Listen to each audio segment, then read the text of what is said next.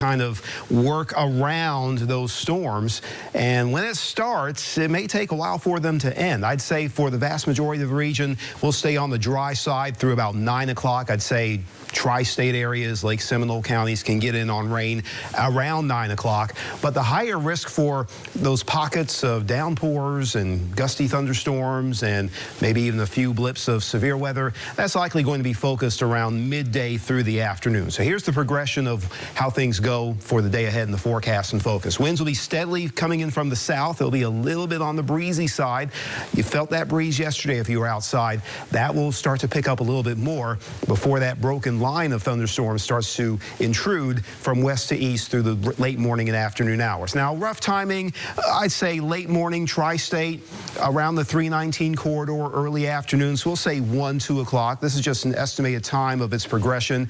We can have that initial bump of gustier winds, maybe a few pockets and cells that move from the bay and the Gulf along that line. That can be the zone where we can see some enhancement of the strong winds and maybe the highest risk for isolated to scattered severe thunderstorms. Once that pushes through by late afternoon, we'll have a trail of steady to light to moderate rain, maybe some occasional downpours that can persist even into the evening commute and beyond. I'd say the rain really cuts down by late tonight, 10, 11, and by the time Tuesday comes about, the rain is gone.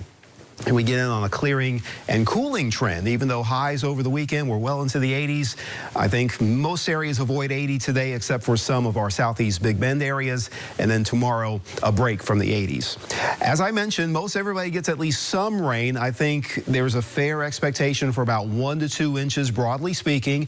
A few higher amounts can go upwards towards 3 inches. And if you get too much rain over a stretch of time, especially if it's a short stretch, you can have some flooding issues. And of course, thunderstorms, by definition, would create lightning, which leads to the thunder, and a general rough indication of when we can have the most active lightning, again, roughly around midday through about 4 or 5 p.m. And if we do get a little more intensity with some of those individual storms, you can get more lightning frequency. And sometimes that can also correspond with the strength and the ability of storms to cause gusty winds and maybe even some rotation. So there can be a couple of those that show some spin, which can eventually lead to a tornado. It's not guaranteed to happen as depicted in the forecast, but we do account for that possibility. It's a low-end risk, but it's a risk nonetheless, and we'll certainly advise you as things evolve throughout the morning.